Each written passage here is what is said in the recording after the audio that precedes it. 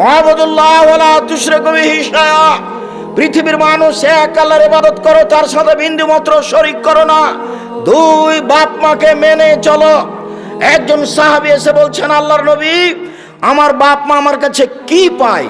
তখন আল্লাহ রাসূল বলছেন, বলো কি পায়? মানে হুমা জান্নাতুকা ওয়া নারুকা, তারাই দুজন তোমার জাহান্নাম, তারাই দুজন তোমার জান্নাত। ওরাই তোমার জাহান্নাম, ওরাই তোমার জান্নাত। বাপ মা তোমার জাহান্নাম, বাপ মা তোমার জান্নাত। খুব হিসাব করে বাপ মায়ের সাথে কথা বলবেন, কোনোদিন জোরে কথা বলবেন না, ঝাঁকি দিয়ে কথা বলবেন না।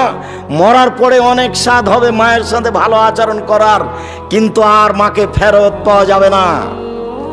বাপের মরার পরে অনেক স্বাদ হবে তার সাথে ভালো আচরণ করার, কিন্তু মরার পরে আর স্বাদ হবে না। আমার একটা পরামর্শ আছে, সালাম ফিরার পূর্বে একটা দোয়া পড়ার। বলেন তো কি? রব্বির হামহুমা কামা রাব্বায়ানি সাগীরা একটু পালন করবেন। আর একটা পরামর্শ আছে, এইটা যেন ঠিক মতো বলতে পারি, তার জন্য কি? 2 রাকাত সালাত। আব্দুল্লাহ বক্তব্যের এক পর্যায়ে বলছিল শেষের দিকে, প্রত্যেকটা কাজের জন্য 2 রাকাত সালাত, বিপদের জন্য 2 রাকাত সালাত, কিছু চাইবেন তার জন্য 2 রাকাত সালাত, কোনো বিপদে পড়েছেন তার জন্য 2 রাকাত সালাত, সমস্যা তার জন্য 2 রাকাত সালাত, সব জায়গাতে 2 রাকাত সালাত দিয়ে কাজ। পৃথিবীর মানুষ, আল্লাহর ইবাদত করো, বিন্দুমাত্র শিরক করো না। অবিল ওয়ালিদাইনি ইহসানা, দ্বিতীয় কাজটা করে একটু বাপ মাকে মেনে চলো। যেদিন মা চুমা খায়, আদর করে, বারবার খাওয়ার রেডি করে আমাকে বলে, আমি বলি খাবো না, সেদিন মাকে সম্মান করার নাম সম্মান নয়। যেদিন দেখা যাচ্ছে যে মাটির উপরে মারছে, আর খারাপ কেউ নেই। বউ বলছে, দেখবে তোমার মা কত খারাপ, দেখবে তোমার মা কত খারাপ, দেখা তো তুই কি দেখাস, দেখো দেখো, এই যে তোমার এই যে বড় মাছটা নিয়ে এসেছো না, এই যে মাথা খান তোমার বোনের ছেলেকে দিল, দেখবে দেখ, এই যে দেখ, এই যে দেখ, এই যে তোমার মা দিচ্ছে, দেখো। ঠিকই তো, তুই ঠিকই বলছিস তো, আসলেই তো মা খারাপ।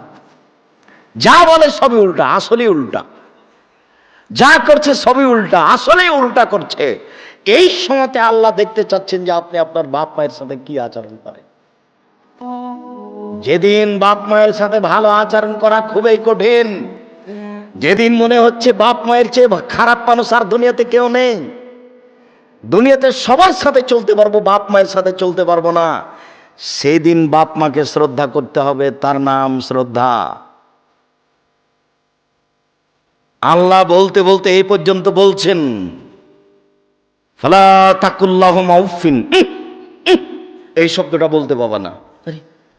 আমার মা, আমি যখন পেশাব করেছি 5-7 বার, তখন আমার মা একটু আদর করে আমাকে বলেছে, গায়ে একটু আঘাত করেছে, আর বলেছে, এই অত পেশাব করিস কেন, এই একটু অত পেশাব করিস কেন। আমার মায়ের সেদিন আদর ছিল।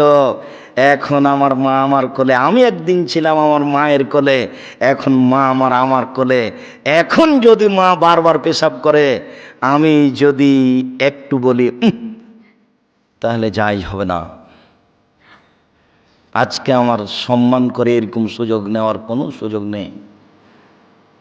পেশাব পরিষ্কার করব আমি, পায়খানা পরিষ্কার করব আমি, কাপড় বদলে দিব আমি, গোসল করিয়ে দেব আমি। আমার বোনেরা চলে গেছে শ্বশুর বাড়ি, আমার স্ত্রীকে বলেছিলাম তুমি আমার মাকে দেখিও, তখন আমার স্ত্রী বলছে তোমার মা অকথ্য ভাষা আমাকে গালি দেয়, তোমার মাকে দেখবো মানে তোমার মাকে তুমি দেখো গা। আমি সব বৌমা এমন এই কথা বলি না, বৌমা ভালো হোক এটাই চাই। উপস্থিত বৈঠকের মুসলিম বোন এদিকে শোনেন, এই মেয়ে শোনো, তোমার শাশুড়ি তোমাকে গালি দেয় এ কথাই ঠিক, তোমার শাশুড়ি তোমার নিন্দা করে এ কথাই ঠিক, এর পরেও বলছি জীবন বাজি রেখে তুমি শাশুড়িকে মূল্যায়ন করো, তোমার রুজিতে বরকত হবে, তোমার ফল ভালো হবে, এ কথাও ঠিক। আর তোমাকে বলে যাচ্ছি যুবক, তুমি কোনো সময় তোমার বোনের ভাগ্নিদের ভাতকে ভারী মনে করো না। তোমার বউ কিন্তু বলছে বারবার, দেখো তোমার ভাগ্নি আছে, তোমার ভাগনা আছে, তোমার বোন আছে, তোমার বাপের দোস্ত আছে, কত মানুষ আছে, এত রান্না করা যাবে না। এই বলে তোমার বউ তোমাকে বলতে পারে। তুমি শোনো, একদিন আল্লাহ তোমার রুজি দিচ্ছিল শুধু তোমার হাতে, তারপর বিবাহ করলা, তোমার হাত দিয়ে এবার 2 জনের রুজি হলো। তোমার একটা ছেলে হলো, তোমার হাত দিয়ে 3 জনের রুজি হলো। একটা মেয়ে হলো, তোমার হাত দিয়ে 4 জনের রুজি হলো। ভাগ্নে এসেছে, 5 জনের রুজি হলো। ভাগ্নি এসেছে, 6 জনের রুজি হলো। বোন এসেছে, 7 জনের রুজি হলো। ভগ্নিপতি এসেছে, 8 জনের রুজি হলো। তোমার হাত দিয়ে আল্লাহ ব্যবস্থা করছে, তুমি করো, আল্লাহ বরকত দিয়ে দিবে। তুমি বলে দিও, আব্বা আমার কাছে খাবেন, আম্মা আমার কাছে খাবেন, আমার ভাগ্নে আমার কাছে খাবে, ভাগ্নি আমার কাছে খাবে, বোন আমার কাছে খাবে, দুলা ভাই আমার কাছে খাবে, আমার বাপের যত আত্মীয় স্বজন আছে সব আমার কাছে খাবে। তুমি খাওয়াতে শুরু করো, তো তুমি 6 মাস পরে দেখবে তোমার টাকা পয়সা বেশি হবেই। এর নাম বরকত। মন সংকীর্ণ করো না। বহুদিন আগে বলেছি, তোমার বউকে হতে হবে তোমার মায়ের স্বভাবের। 150 চাউল রান্না করবা না কখনো ভুলেও। কতদিন বললাম, তোমার মা 3 কেজি চাউল রান্না করত, ঢেঁকিতে ধান ভেঙে, গরু ছাগলে খেত, মেহমানে খেত, ছেলে মেয়ে খেত। তোমরা 10 ভাই বোন ছিলে, তোমার বাপ মা ছিল, 2 জন কিষান কামলা ছিল, তোমার বাপের স্বভাব ছিল মসজিদ থেকে ফকির ধরে আনা। এসার সময়তে মসজিদ থেকে বের হচ্ছে, কোনোতে একজন মুরব্বী বসে আছে, জি কে আপনি? আমি মুসাফির, বাড়ি কোথায়? ফরিদপুর ভাঙা। দুপুরে রাতে খেয়েছেন? জি না, আমার সাথে চলেন। তো বাস, তোমার মা রেডি করে দিয়েছে খাওয়ার, কোনোদিন মন খারাপ করেনি। এখন জুদা হয়ে আছো, বউ নিয়ে 150 চাউল রান্না করেছ। তখন মুসাফির নিয়ে বাড়ি গেছো বাপের স্বভাবে, তখন বউ ঝাঁকে, বুঝো না তুমি 150 চাউল রান্না করেছো? হসু নাই, তোমার মেহমান নিয়ে চলে এসেছো, মেহমান বাইরে খাওয়াই নিয়ে আসতে পারোনি। এখন পরের দিন তুমি দেখতে পাচ্ছ ওই যে একটা লোক বসে আছে, চুপচাপ চলে যাচ্ছ, কিছু বলতে পারো না। ধাক্কা খেয়েছো কালকে যে। নীতি পরিবর্তন করতে হবে, স্বভাব পরিবর্তন করতে হবে আজকেই। স্বভাব পরিবর্তন করতে হবে তোমাকে, তোমার বউকে। আমি তোমার বউকে তালাক দিতে বলিনি, তবে যদি স্বভাব পরিবর্তন না করে বউ তালাক দিতে হবে, এ কথাই ঠিক। 150 চাউল রান্না করতে হবে না, হাফ কেজি, 1 কেজি, 3 কেজি চাউল রান্না করতে হবে। ছেলে মেয়ে খাবে, তোমরা খাবা, পশু প্রাণী খাবে, গরুতে খাবে রাতে। তবুও তুমি অল্প চাউল রান্না করবে না, মানুষজন খাবে, মেহমান খাবে, ফকির মিসকিন খাবে। 3 দিন যদি বাড়িতে ফকির না আসে, তাহলে স্বামী স্ত্রী বলা বলি করবে, কি ব্যাপার, উপরে উলটপালট হয়ে গেছে নাকি? ফকির নাই কেন, মিসকিন নাই কেন, মানুষ নাই কেন, মেহমান নাই কেন? মনটা বড় রাখিও, কয়দিন করে বয়স শেষ। বাপ চলে গেছে, দাদা চলে গেছে, দাদি চলে গেছে, আমিও চলে যাব, সময় শেষ। মেহমানকে খাওয়াইয়ে যাও, ফকির মিসকিনকে খাওয়াও, 1 কাজে 3 নেকি।